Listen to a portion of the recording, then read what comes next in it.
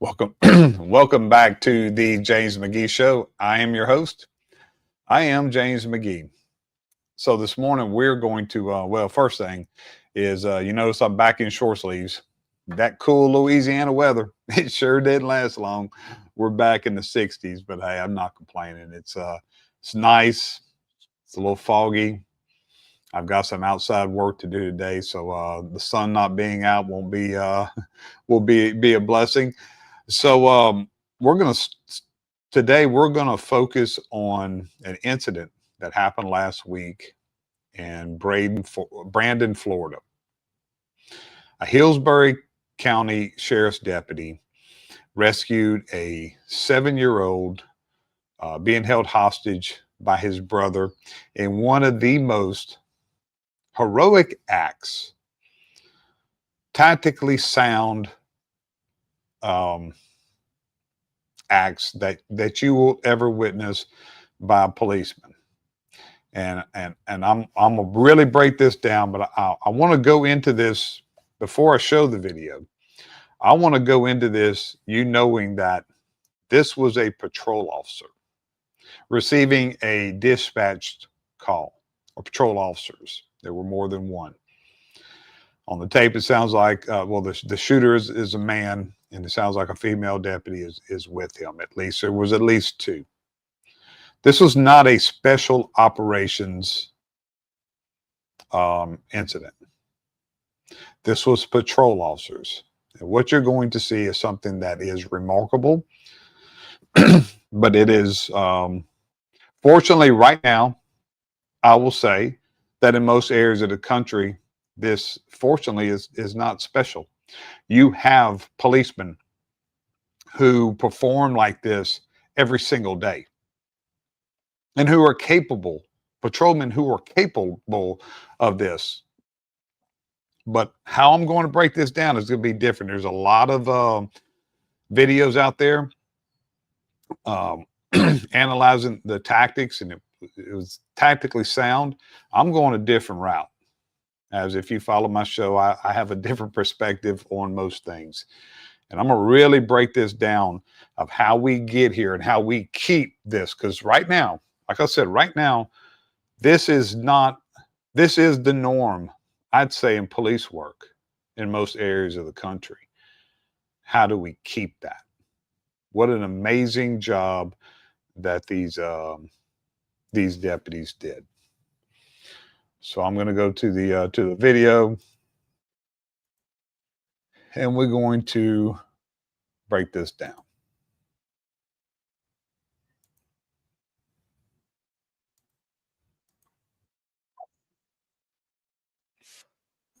Sheriff's office, make yourself known. Send the child out, please. Stay in the child. Bring the child out of the room. Drop the knife and bring the child out of the room. Drop the knife, bring the child out of the room.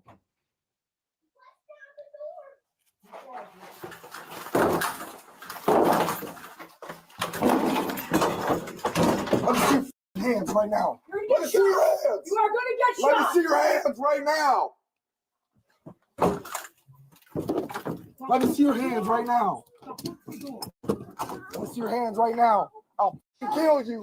I'll kill you. Drop the knife. Drop it.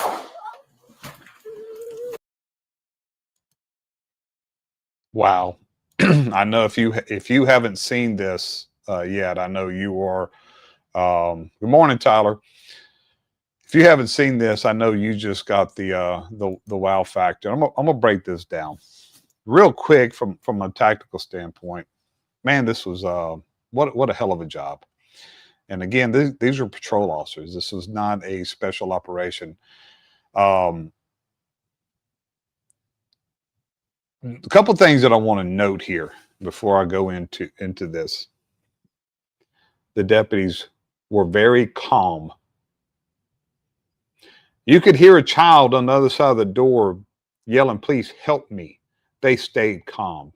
And once they broke the door down and came into contact with the suspect, they were articulate, but direct, and gave him every chance. They told him, drop the knife or we're going to fucking kill you. They gave him plenty of chances. And nobody's questioning that. I'm just giving my analysis. Drop the knife or I'm going to fucking kill you. And he did not. He did not follow the lawful order. He did not drop the knife, and therefore he was shot. He was wearing a ballistic vest. They could see he was wearing a ballistic vest and a motorcycle helmet. So a headshot really was the only option. Now, from the distance, it looked like about probably 5 to 7, maybe 10 feet. That's not a hard shot when you're shooting paper. But when you are in a combative situation, a critical stress incident like that, that's a very hard shot. He shot him in the head. If he'd have jerked, if he would have panicked, if he was a weak person, 7-year-old could have got shot.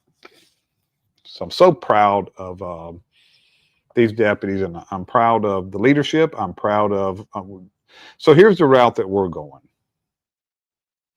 So we just saw the end result, right?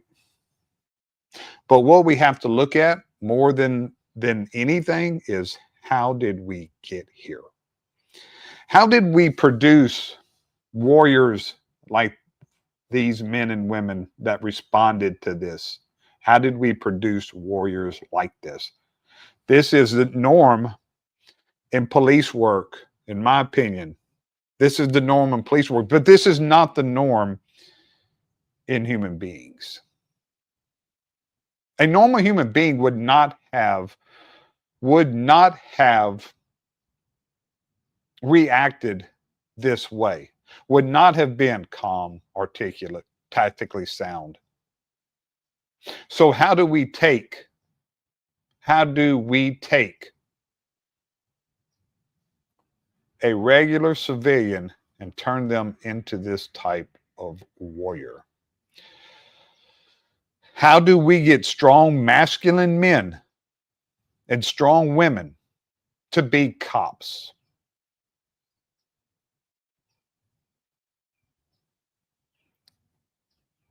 I'm going to concentrate on men today, but I'm so proud of the women that do this job too. But I'm going to concentrate on men because it's men that are under attack. Masculinity is constantly under attack. And this goes deeper. And this is when I say I'm going to go a different route. Good morning, Falk. Good morning, Tyler. Man, I'm so happy y'all are here because y'all think y'all are going to really like this perspective. So we look at this end result, but how do we get here? And we look at, I'm not going to get too political, but we live in a political world, and politics are directing so much, and politics are dictating so much in our life. We've got to look at what these men and women did. How did we get here, and how do we keep this? Raising weak, victim mindset men and women is not going to keep us here. It's not going to produce deputies, cops, like what you just saw in this video. Because let me tell you this. People talk about toxic masculinity, don't even know what the fuck that means. People talk about that. Masculine men is the type of men that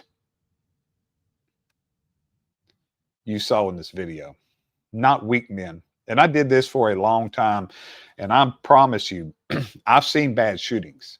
I've never seen a bad shooting by a very dangerous, well-trained, trained to be totally very violent, a very violently trained person that has the discipline.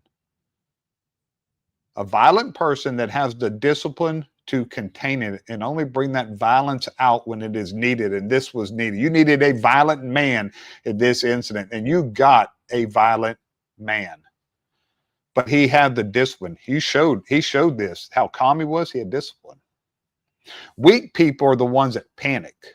Weak people are the ones that produce bad shootings. It's not they got it all wrong with this toxic masculinity stuff. First off, we have to raise strong masculine men who are disciplined, but they're kind, but they're confident, and they are capable of a very high level of violence.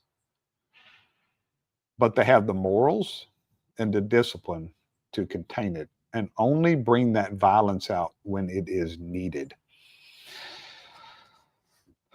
We have to produce men and women who can look evil in the face and take that evil out. And that's what these deputies did. Let me talk to the families a little bit.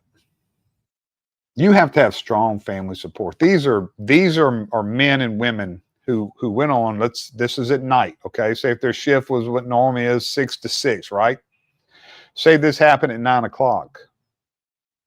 Say it happened at 8 o'clock. They a couple hours into their shift. What was their home life like? How were they? What was the interaction right before they went into their shift? Did they have a nagging wife? Were they being bitched at? That all comes into play when you have men and women who are asked to do this job and they are not focused. These men and women were focused. They have to be focused. You have to send your loved ones off to this, to go face evil sound mentally. Do not stress them out before they start this shift. Do not do that. We have to elect, and man, this is, like I said, I'm going to try not to get too political, but we have to elect strong leaders who support law and order, who support the police. Because it's all mental. It's absolutely all mental. These men and women were mentally sound. They were tactically sound because they started off mentally sound. When you're going to an incident like a situation like this, you better be mentally sound. You better know that you have the support of your leaders. You have to have support of the mayors and the sheriffs and the DAs. You have to have that support. Or what happens is you're going to second guess. And when people start second guessing use of force because they don't know if they're going to have the support of their elected leaders, that's when people die. Apparently, these deputies work in good support. And I did do some research, and it's a very, coincidentally, it's a very conservative area with Republican leadership. But I'm not getting too political on this. Provide good leadership. Provide good leadership on the mid-level leaders, sergeants, lieutenants. When we're having a problem, if you're watching on Facebook, it looks like there may be a problem on Facebook. I sure hope people aren't missing this, but you can always go back and you can always switch to YouTube. So sergeants, lieutenants, that level, you got to provide good leadership to your deputies. I think these deputies had good leadership. They were well trained. You have to train them. They have to be trained to do this. You got to pay them, man. Law enforcement leaders. You can't send deputies out in this type of situation and expect them to perform when they don't know they're stressed out because you're not paying them enough to feed their fucking family. You got to pay your people, man. That all comes into play in this. You saw how these deputies performed. I don't know what their pay is, but they performed well. Some people do it despite that. There's no doubt there are people who have poor leaders and they're being paid shit, but they're still going out and performing. I'm just giving my thoughts on how do we keep And how do we get warriors like this? And how do we keep this, especially in the climate of this country? Leaders, you got to make sure your men and women are going out there with sound minds, no toxic leadership, no toxicity in your department. That all comes into play in this performance, man. It all comes into play in this performance. One of the most important is this, because all these other things are probably that, you know, we're still electing some good leaders. We still have good, solid leadership on the line level. We're still right now raising strong, masculine men for the most part. But we're number 4 is the problem. Community support. Communities want to bash how the police perform, but you have effect. All right, they got a 12-hour shift. Say this happened at 9 o'clock. They started at 6. That was probably not their first call. What if their last call before this was a traffic stop that you broke the law, but you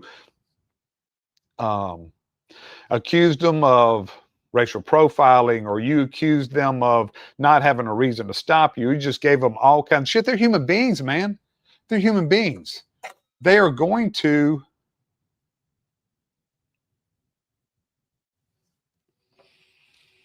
I just got a text from my wife. She's watching. No, it's not. The problem is on Facebook. The video may have stopped. But they're human beings. You're interacting, community. You expect cops to be able to perform like this, and you treat them like fucking human beings, and stop treating them like trash when you interact with them, because they are leaving your call, your incident, no matter what interaction you had with them, and going to something like this.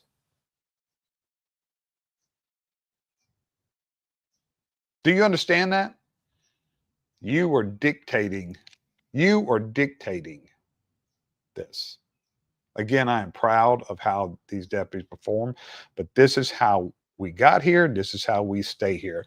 Let's move on to Mama Luke of the day. Mama Luke of the day is, I can't believe it's almost taken 2 weeks from Ilhan Omar to be Mama Luke of the day. So Ilhan Omar is a terrible human being. She's a congresswoman in Minnesota, from the Minneapolis area. She is a reason why in Minneapolis, I don't know if they'd have performed this way, because you have leaders like Ilhan Omar, who hates the police and hates America. But she supported, and I was wrong yesterday. Omar Feta is not going to be the mayor of Minneapolis. It's not a runoff. It's not a runoff system over there like it is where I live. But she blamed race of why Omar was not elected. No, you stupid bitch. It wasn't race. It was the fact that you hate America, he hates America, and good for the people of Minneapolis finally waking up. He refused, he did not talk or address people in English. He addressed people in his native language. And he was waving a Somalia flag, not an American flag. So it's not race. He was not the right fit, and you're not the right fit either. Hope they vote your ass out too. So congratulations, Ilhan Omar. You are Mama Luke of the day. I appreciate everybody joining us. You can tell how passionate I am about this topic. Until tomorrow, same time, same place. Remember, the world doesn't give a fuck. Nobody's coming to save you.